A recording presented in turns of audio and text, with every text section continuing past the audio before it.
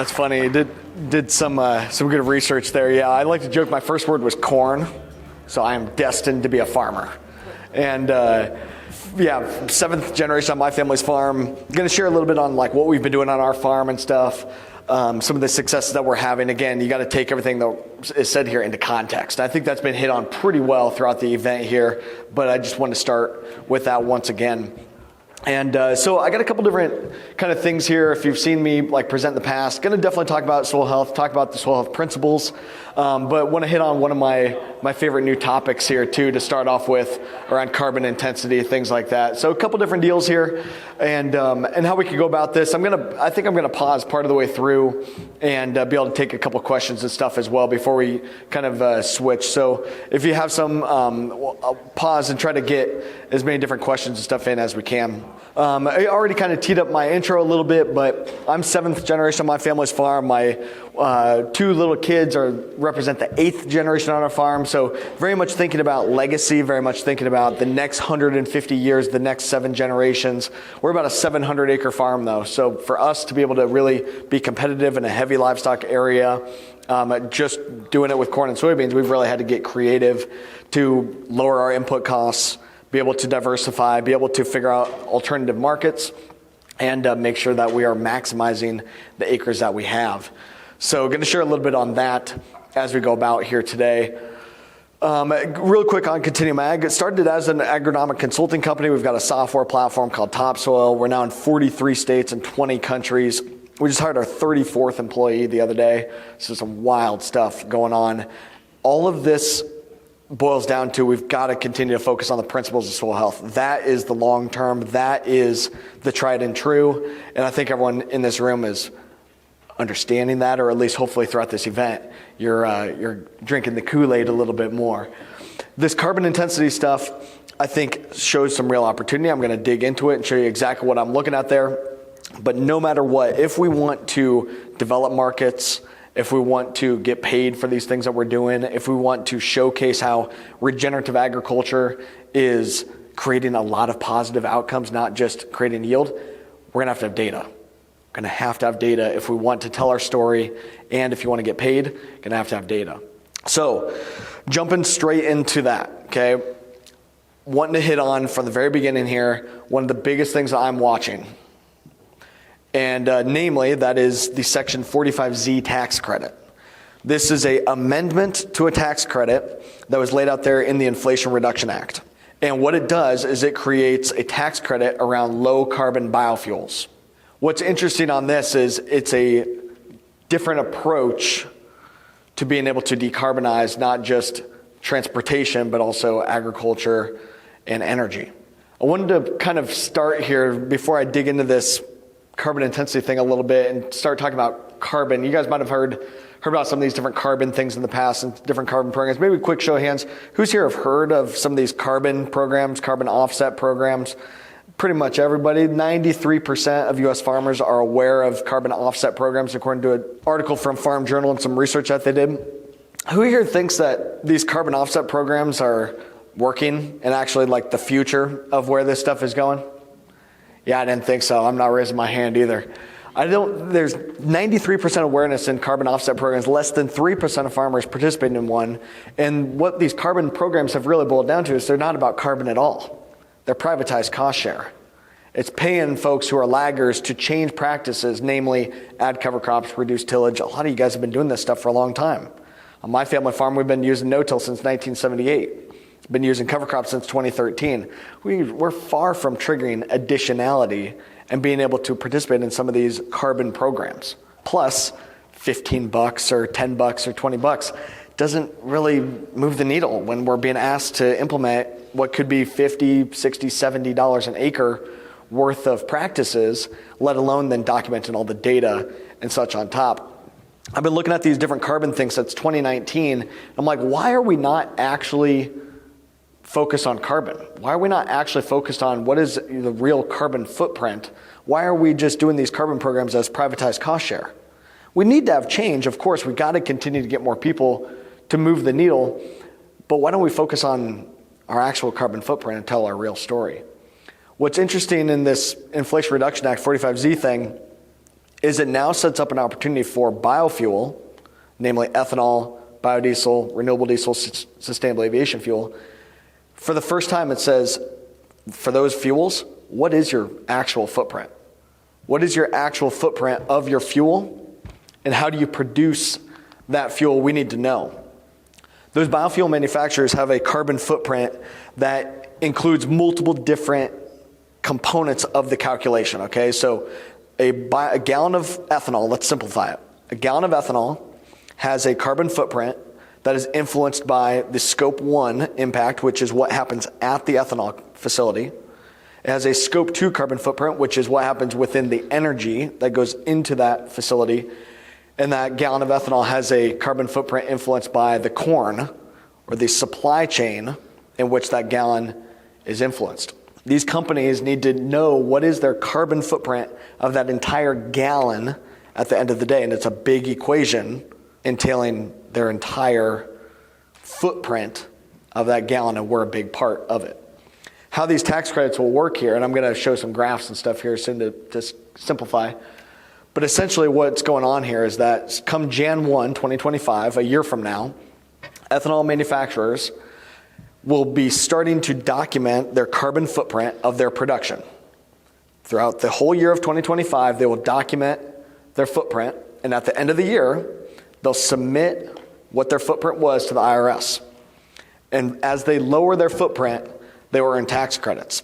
They have to tell this entire story. What's happening at their facility, what's happening with the energy, and what's happening with the grain. Really, for the first time here, these companies looking to the farmer, asking us, what is our contribution to their footprint? They have to understand this entire system pulled all the way together. Today, gallon of ethanol, sorry, these might be a little bit small, hopefully you can see them. The slides will be available, and this is being recorded and stuff too, will be available. And I've got some of this on my website and stuff too. Today, gasoline has a carbon footprint, carbon intensity of around 100. Ethanol has a carbon intensity score, national average of 55.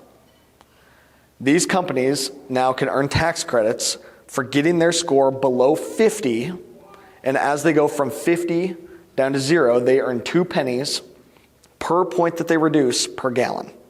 Okay, so how this works. If an ethanol plant today has a score of 55, next year they start producing low carbon fuel. And at the end of the year, say their carbon intensity score comes back at 40. So now, because they've gotten below 50, and now they're at 40, they can earn tax credits for the difference. 2 pennies per point. So they reduce by 2 points. They earn 2 pennies times the 10 is 20 cents per gallon that an ethanol company can receive in tax credits if they have a CI score of 40. The typical ethanol plant produces about 100 million gallons of ethanol per year. 100 million gallons on 20 cents a gallon, $20 million in tax credits if they just lower their score by about 10 points. So why should we care? Well, conservatively, 1 bushel of corn produces 2.7 gallons of ethanol. So if you take those 2 pennies and convert from gallons to bushels, that means every point that we reduce our carbon intensity is worth about 5.4 cents per point that we reduce per bushel. Today, that ethanol has a CI score of 55. Corn, on average, has a CI score of 29, more than half of that overall score of a gallon of ethanol. These ethanol companies have been looking at things like building a CO2 pipeline and things like that to capture their CO2 and lower this carbon intensity score. They're looking at doing these pipelines because a pipeline lowers your CI score by 30 points. So if they're at 55 today, they implement a pipeline, now they're at 25. However, the remaining 25 points is mostly attributed to the crop, to the corn. That corn has a CI score of 29.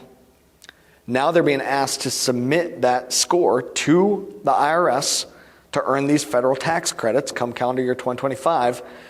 And right now, in their big equation, they have to plug in that the corn has a score of 29. Not a good score. The opportunity here for all of us is to highlight what is our actual carbon footprint, what is our actual score, so that we can participate in these programs, helping them and working together as a team to lower the carbon intensity of these fuels, lower the carbon intensity of U.S. renewable energy, and tap into some of the dollars ourselves.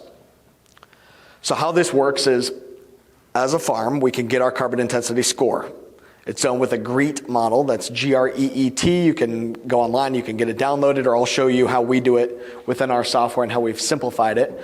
But as you sell corn to an ethanol plant next year or to the co-op, this is corn and soybeans, a year from now, as you're selling that grain, they're going to be asking you, what is your farm practices? What is your carbon intensity score? And there's already pilot programs going on that some of you might be involved in where they're asking for some of this data.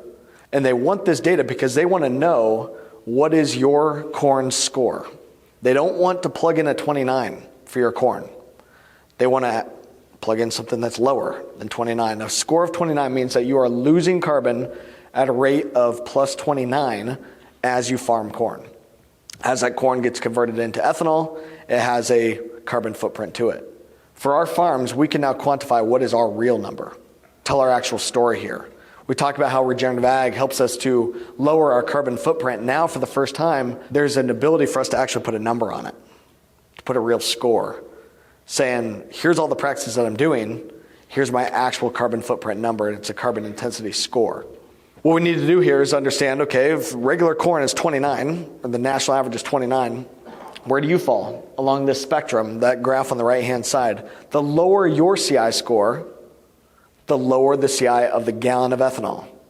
The lower the CI of the gallon of ethanol, the more tax credits to be generated.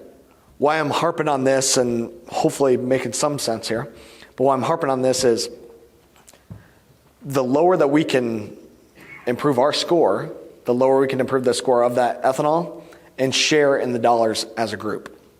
Those CO2 pipelines that these ethanol companies were wanting to implement, they're not going to happen in this short-term time frame. At the earliest, we'll have CO2 pipelines in 2026, and that's being optimistic. So if they don't have a CO2 pipeline to lower their CI score, the only other real lever to pull on is the farmer. Today, we're the biggest part of the problem. A score of 29 out of their overall score of 55. We're the biggest part of their problem. But with regenerative ag and telling our real story, we can be the biggest contributor to the solution. So, step one is figuring out, okay, what is our score? So here's how we do it. Again, you can go and download the GREET model and you can figure out your score. I really recommend getting this figured out, because the only way that you're going to be able to monetize and show that grain buyer that you're bringing value to them is if you know your score. If you don't know your score, you don't have the data, you're creating no value for them, you're going to get no financials in return. So what you do is, we've got a software that you can do this on, or like I said, go to GREET or figure out different ways on being able to get your score. Fill out a farm profile. We just ask, hey, what crops do you grow? And it's a survey of what are your farm practices. It's pretty holistic.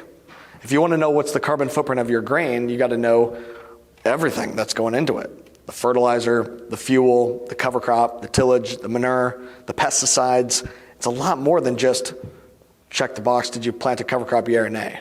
Or are you changing your tillage practices? It's fairly holistic, but we've simplified it and put it into farmer terms. It takes about 12, 15 minutes on our software, and you can get a carbon intensity score. On this example that I've got here, the score is 24.8, so it's up there in the top. So this farmer, it's a conventional type of farm. Instead of their score being 29, their score is 24. Not too terrible, not that much lower. I think they were growing 240 or 250 bushel corn, east central, northeast Iowa. And that CI score is worth about $52 an acre in these tax credits. But what we need to do from there is understand, okay, well, how do I lower my score? $52 an acre, that sounds pretty good, but what are those opportunities to lower my score below even a score of 24? And that's the opportunity here to be able to showcase implementing regenerative ag systems can lower that score even further. What we do is provide a little certificate with that as well. You can go and be able to start developing marketplaces showing that, hey, the typical corn is around 29, my corn is whatever, this one's just a quick example, 24. A lot of you guys are a lot lower. What we are able to do here, a lot of you guys are already adopting some of these practices, or maybe wanting another little nudge on, hey, let's maybe go and implement some of the stuff that we're learning about here. What we've done in our system is you can calculate your farm practices today, and it shows you a score. In this example, 24.8. We reverse engineered the scoring mechanism where you can toggle practices and see for your county, for your context, what will happen if you change the practices. So that's what this is showing. So on the left-hand side, the farm right now is 24.8. This is a conventional farm. And then we said, well, let's toggle that cover crop checkbox. So let's toggle that no-till checkbox. We recalculated with that button at the bottom and spit out a score of 4.8. Huge opportunity for us to be able to showcase that, hey, these practices that we're adopting here, these practices that we're implementing, yeah, we're doing them because they're building soil health, they're making us more profitable, but now for the first time, we can put a score on that creates dollars in the marketplace, real money. And this opportunity here, a score of 4.8 on 250 bushel corn, led to an opportunity of $290 an acre. I'm harping on this and need to stop and let you guys ask a couple questions here for some clarity, but harping on this because understanding our score, a lot of you guys in here, if you're doing no-till, cover crops, maybe have some manure, your score is probably around that 4 type of number, maybe even lower. And the opportunity that score can bring to the table could be around that $250, $300 an acre type of opportunity if you're selling your grain into a biofuel market. And I'm going to get into non-biofuel markets here in a minute. But what I'm getting at is that score going to that biofuel plant, creating hundreds of dollars in shared economic value is my point here of what we need to be paying attention to and be aware. So Myron is asking, okay, $290 an acre is the total value. And essentially what that is looking at is instead of the ethanol company plugging in a score of 29 for my corn, they can plug in a score of 4. And the delta in that, as they create tax credits, is worth about $290 per acre. Today, there's pilot projects going on, paying farmers anywhere from a penny a bushel to 15 pennies a bushel. You can start getting monetized right now. That's not that much. But it's pilot projects. These tax credits start on next year's crop, not the crop that you already harvested that's in the bin. Next year's crop that we're planning on now, that we're thinking about now, is subject to these credits. So the IRS rules will come into play here at some point. You're not hearing much about this because the IRS still has to put in the final rules. The law was passed. Now we're waiting on the rules from the IRS. The law was passed. Now they have to take the law and implement it into the tax code. Because it's due to start Jan 1, 2025, they can kick the can down the road. That Inflation Reduction Act, that doesn't actually reduce inflation, but that's besides the point. That Inflation Reduction Act has a lot of different changes to the tax code, and because this one's not due to start until Jan 1, 2025, they've been working on other ones first, which kind of sucks for us because they don't understand that agriculture is a whole year seasonal thing. We got to be thinking about these things now, which is why I wanted to make sure that you guys are aware of this. But Myron, to answer your question, multiple different ethanol CEOs that we're talking with all the time, and the point of this talk too is call up your ethanol company, call up your grain buyer, ask them what are they doing for 45Z, what are they doing about carbon intensity, and see what they're working on. Right now, I'm hearing multiple ethanol companies that are saying we plan on giving about 25% of the value if you are not verified. If you're just providing some data, just filling out a little survey, it might not be a whole lot of work, but you just fill out a survey in a different platform, like FBN has a platform doing this, Indigo has a platform doing this, Arva has a platform doing this. There's different companies that are working with the ethanol plants. If you just fill out a survey, you get about 25%. However, if you have verified scores with the data to back it up, and you can prove that you've got a score like this, you can get about 50% of that value. Okay, and full transparency, that's what I'm encouraging the ethanol CEOs to pass along, about 50%. I think that's going to be about right. 50% of $290 an acre, we're talking some pretty decent money. And I'm going to share my numbers here in a little bit, and happy to chat with you guys on what your numbers will be. I know some of you guys in the room have got your score and happy to discuss your actuals. But looking right now at about 50% of that dollar going to the farmer. If you're verified, if you've got the data to back it up, that ethanol company has to take your data and create tax credits to submit it to the IRS. If it's just hearsay and just throwing some data out there and the IRS comes in to audit and it's not accurate, that's called fraud. That's why we have to have the data, the records to be able to back up that kind of number. If we want to be able to get 50% of that value, in this case, $145 an acre, that's real money, and could encourage some fraud. That's why they're saying, hey, if you don't have the data to back this up, we're not going to be able to give you that full amount because we've got some risk in this, and we might have to go through some additional verification and go help to gather the data after the fact. If you can go to the ethanol companies here come harvest of next year and saying, I've got a verified score of 4.8, I know that it's worth $290 an acre to you. I don't know, that would be maybe $1.20 or something like that. I know that my corn is worth an extra $1.20 to you. I want half. And we're working deals with those ethanol companies right now to ensure that the farmers get their fair share. The only way that we are going to get half as a farmer is if it's not just me and Myron going to the ethanol company saying, we want half. Because they're going to say, well, screw you, we're going to just take the data from all these other people. They didn't even know what we're doing and collecting their data. We're just going to pay them 5 cents a bushel for giving us some of their data. The only way we're going to be able to actually get some value out of this is if there's enough farmers who are saying, we've got low CI grain.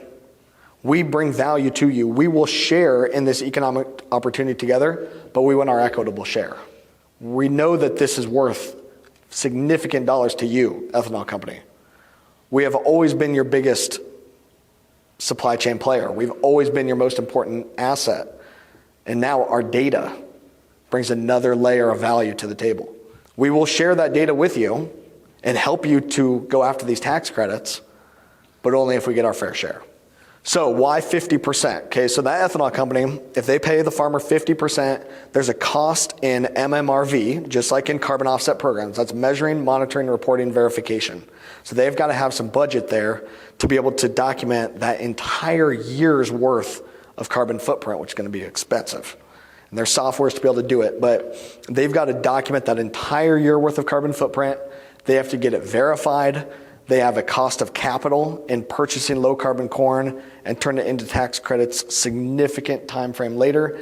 They have to have some retained earnings for themselves as well, but they have some pretty significant cost in that to be able to make these credits real. So that's why I think as farmers going to them saying, hey, we can help you and solve this problem. Today we're at 29, we're part of the problem, but through regenerative agriculture, by telling our story, we can be part of the solution. But step one is knowing, what is your score? What's your data worth? If you want to have a conversation with them and be able to work together here, we've got to have these numbers. How I'm approaching these ethanol companies now and the conversations that I'm having is saying, in order for you, there's about 168 ethanol companies in this country, or ethanol plants in this country. 44% of corn grown in the U.S. goes into ethanol every year. About 6 billion bushels out of the 15 billion bushels of corn that we grow. That's why the IRS is putting these tax credits on biofuel rather than on like beef or pork or wherever else. It's because it's volume, massive volume, 44% of U.S. corn. So these ethanol companies, in order for them to lower their footprint, they got to have participation. They're going to have a lot of farmers supplying data at a significant amount to lower their footprint, because it's all going to be a weighted average of all their bushels. If the typical ethanol plant buys about 30 million bushels of corn a year, 30 million bushels of corn, if they are only buying 1 million bushels of low carbon corn, it doesn't move the needle that much in their overall average of their corn. They need to have volume. They need to have 10 million bushels, 15 million bushels, 20 million bushels of lower CI corn to lower the weighted average of their entire 30 million bushels. And as a group, we can say, hey, we're aware. We're already doing a lot of these practices. We already have low CI scores. We can be a big part of your solution. We understand that we're part of the problem here today. This is going to have to be field by field. Okay, so how this will work, right now you can just get your base CI score of what's your typical corn CI, what's your typical soybean CI. It takes 12, 15 minutes. We've got people who can help and stuff. But knowing what your baseline is today and knowing the opportunity for lowering your score, that's step number one. Step number two is we have to document all of these practices of all these things that we're doing. If you want to monetize the things that you're doing, we're going to have to document. And it's field by field. Every field is going to have a slightly different yield. Every field might have a little bit different fertilizer program. Every field might have a little bit different fuel usage. So therefore, every field will have a slightly different carbon intensity score. So we document the practices field by field and integrate with the existing data that a lot of us are already collecting. We need to be able to back that up and prove that these things that we're doing are real. That might be with receipts, it might be with shapefiles, it might be with pictures, it might be with remote sensing like satellite imagery. Lots of different ways that we can prove that what we're doing is legit, but it'll end up being field by field. Every single one of our fields in 2024 will have its own carbon intensity score. But then as you aggregate grain, we can aggregate that data. So that way, at the end of the year, you have one carbon intensity score for all your grain that's aggregated together. If I'm farming corn in 7 different fields, each of my 7 different fields has a slightly different CI score, but when all those bushels come together at my grain site, we can aggregate those all together. It's not going to be identity preserved and tracked all the way through these transparent supply chains. It's just not going to be realistic. But field level CI scores aggregated together, so you can say, ethanol company, I'm selling you 5 truckloads of corn, and here's the CI score of those truckloads. I know that there's value in it for you. I want my cut. Well, there's ability to negotiate this, and those companies are saying, hey, if this is verified and legit, we'll give you half. Because if it's verified, we solve a big problem for them. And if we can bring volume to the table, like with groups like this, we solve a big problem for them. And tap into these tax credits. It's just getting our money back from what we already paid in taxes. So that's why I like it here too. A couple other quick things. What we do, okay, so part of what we are building out as we learn about this initiative is saying, okay, I found this carbon intensity thing about a year ago as I was learning about the Inflation Reduction Act and these 45Z tax credits, and I said, okay, sweet, what's my score? And I figured out what my score was, and I was like, okay, how do I get paid for this? Well, and it's documenting and getting verified that my score is legit. So what we do in our software is at the end of the year, we create a report that looks like this, where what we do is field by field, we have a plan. We have a plan. We already know what we are anticipating doing for our agronomic practices for the coming year. We already know what we anticipate doing for cover crop or for fertilizer or for pesticides, whatever. We already have a plan. Then we document what actually happened. What actually happened is what matters. Did you get the cover crop on that year? Yay or nay? What did you end up doing for fertilizer? What did you end up getting for yield? It's going to be different every single year, but it's this report that gets passed along to the third-party verifier. We work with a third-party verifier that's a group called Eco Engineers. They're out of West Des Moines, Iowa. We're at the end of next year, we'll send them a whole bunch of these farms of data. We will already be through and kind of pre-qualified in their verification system. And each of these fields will come back with a stamp of approval that, yes, this is a verified carbon intensity score. Now you can go and monetize that score with the ethanol plant. Why I'm so excited about this, let me pull this into my context, and I'm going to pause because I feel like I've kind of been all over the place, and I apologize for that.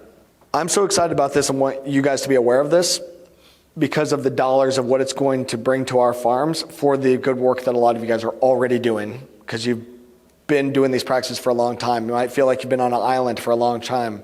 Now finally kind of have a tribe here with the coalition, and we're working on getting a coalition started in Iowa as well. We have another meeting on it next week, trying to mimic some of the good work that you guys are doing, or the folks in South Dakota and what have you.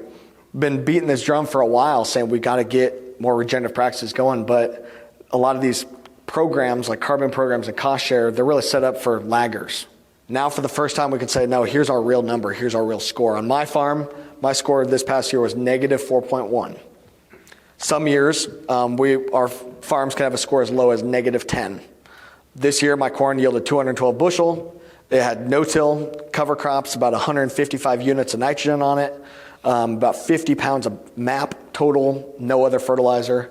So very, very low fertilizer inputs, very low pesticide inputs. I'm going to get into some of those details here kind of in the second half of the presentation. But at the end of the year, my score this year was negative 4.1. The delta between a score of 29 and negative 4 creates $1.92 per bushel in economic value in these tax credits. Because I know that my score is $1.92 per bushel in value, and that $1.92 times 212 bushel is $406 an acre, in economic opportunity that my practices and my data is bringing to the table, I know that it's $1.92. I know I want at least half of that, equating to about $203 an acre for my farm, just in telling my story. My low carbon practices can be utilized, and my low carbon corn can be utilized to create low carbon fuel, creating significant tax credit opportunity for my biofuel partner, as long as they share it with me. I'm not going to see a penny of this without playing ball with the biofuel company. They're not going to get my data and be able to create these tax credits if they're not sharing with me. And because I know my score and because I know what it's worth, I've got a fighting chance of being able to actually get my fair share. So why would they share with us? We're talking about building the pie, growing the pie. If we have more farmers that actually understand this and actually know that our data for the first time is actually real. We don't just have to pay to put our data into different softwares where those companies are sure as heck using our data and sure as heck getting value out of our data. Now we can actually get some value out of our data and actually utilize that data to help our supply chain tell a story that what they're doing is moving in a more sustainable direction, is moving in a more low carbon direction. Because I know my score, now I'm in position to actually be able to monetize and be able to share that data with them as they create their fuel. And it's my soil health practices that positioned me to be able to now be able to monetize. One thing here real quick, and then let me pause and take a couple questions and make sure there's some clarity here, okay? So there's a lot of livestock guys in the room. And I know there's some of the guys next door here as well. So what's the livestock guys going to do? Today on my farm, 90% of my corn goes to feed pigs. I'm in Washington County, Iowa, number 2 pork producing county in the country. Most of my grain doesn't go to the ethanol plant. My parents are shareholders and stuff. The ethanol plant's about 40 miles down the road, but most of my corn today goes to feed pigs. However, these tax credits are a low carbon transportation fuel tax credit. Those transportation fuels can earn these credits for lowering their carbon intensity and use my low carbon grain to be able to do it. That pork producer is going to end up having to pay more to compete. I'm assuming they're not just going to want to pay more. Their supply chain isn't just going to want to pay more. They're going to need to figure out how to take this concept and integrate it into their supply chain as well. I'm really bullish on this and harping on this for you guys, that what I love about this as a farmer and what I see as a visionary for the future here is our farm data. We're going to need to document on every acre every year going forward. That data will be utilized for a multitude of different environmental outcomes. Today we're talking carbon, but it'll be biodiversity outcomes, water quality outcomes, nutrient density outcomes, whatever that may be. But our farm practices will be utilized to calculate these environmental outcomes. That data's got to be legit and be verified. But as we sell our grain, as we sell our beef, as we sell our milk, that story will go with the product into the supply chain. I started with who here thinks these carbon offsets are going to work, and nobody raised their hand, which I'm glad. And maybe there's some people that just didn't want to raise their hand. That's okay. Carbon offsets will be around for a long time, but carbon offsets are a global initiative, global carbon markets that we're attempting to compete against. Where for agriculture, trying to create these carbon credits where we sell a carbon credit this way and we sell our agricultural product the other way. Now they go together. This story that all of us have, this data that we have, actually creating value for the next folks in our supply chain. Today, it's biofuel companies because they have a tax credit to pay for it. But as we go in the future, it'll be low carbon pork, low carbon milk, low carbon whatever, or sustainably sourced whatever, biodiversity friendly whatever. But it all starts with having our data. It's got to be legit. You're going to have to be able to back it up, especially if we're talking dollars like what we're talking here. You're going to have to be able to prove that this is real. And that data and that story goes with that product, and now it enables marketplaces for buyers to work with us to solve their sustainability issues and actually make these corporate goals of we're going to be sustainable by pick your arbitrary date. We're going to be carbon neutral by pick your arbitrary date. Now they can look internal to their supply chain and realize that it's the farmers that have been the solution all along. But today, our score that they plug in, because they're not asking for the data, today the score is 29. But we have a lot better story to tell. A lot of folks in this room already doing great work to lower that score and implement these practices. And now for the first time, there's real marketplaces being developed to incentivize and to attribute some of that value back to us on the farm. So in order to create these value and create these marketplaces, we got to have awareness. For this biofuel deal, which is where things are starting, 6 billion bushels. We got to have 6 billion bushels, not utilize a score of 29, but utilize a better score, a real score. Incentivizing folks like us who are doing these practices to sell our grain into these marketplaces because there's dollars for our grain going to these biofuel marketplaces rather than maybe where they go today. This can create disruption. My pork guys already are hurting. My main pork producer that we've been selling our grain to for the last number of years, they're in bankruptcy right now. They are already hurting. And a lot of you guys, I'm sure, feel the pain way more than what I would ever know. This is going to create some major disruption. If the value of my grain is worth an extra $1.92 to go a little ways further down the road, what's that local pork guy going to do? Well, that pork that my local family farm is producing, that pork goes to one of the big packers who has big corporate sustainability goals, and their bank sure as heck has big corporate sustainability goals too, and their shareholders. So now if my low-carbon grain is not going in to feed those pigs and create low-carbon pork, my grain's going to the ethanol company, what are those companies going to do when the environmental groups come knocking, ask them what they're doing to actually attain their corporate sustainability goals? They're going to need to figure out how to tap into this precedent that's being set here, a precedent around defining our actual environmental outcome, getting it verified, getting it quantified, and now there's precedent also around some dollars to be had, some dollars to actually incent working internal to your supply chain to meet your corporate sustainability goals from within.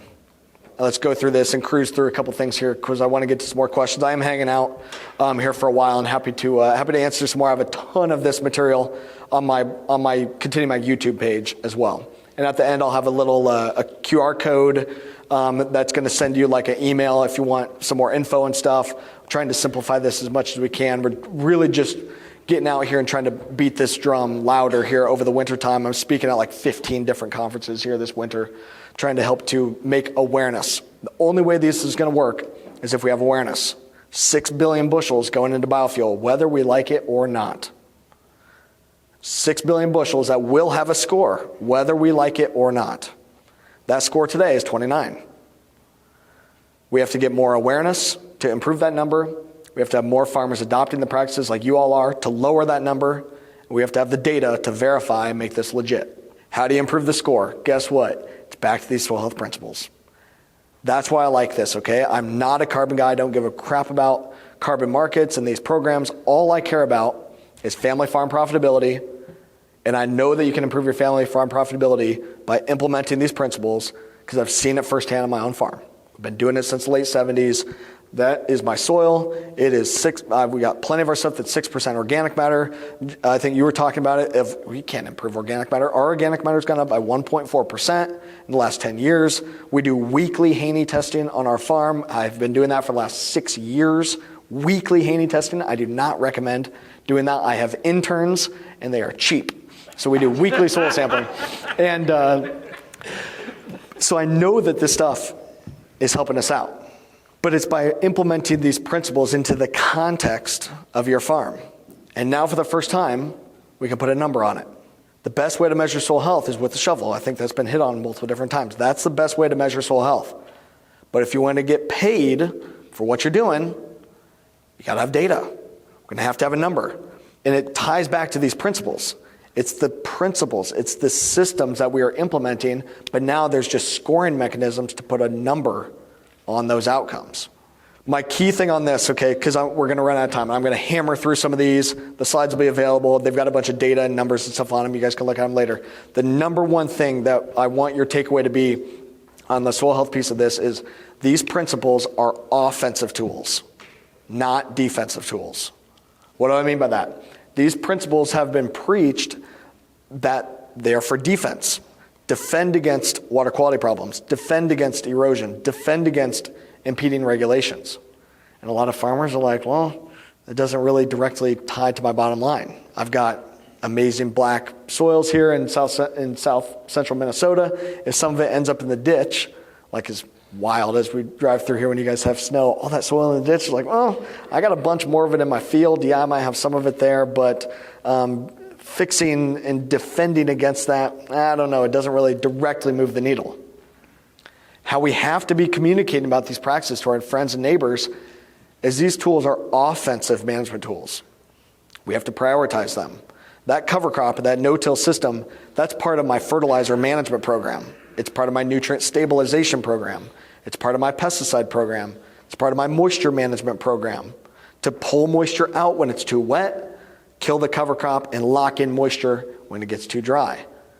It's an offensive management tool, not defense. We have to enable that. That changes the psychology of us as farmers. If these tools are offensive management systems, I got to prioritize it.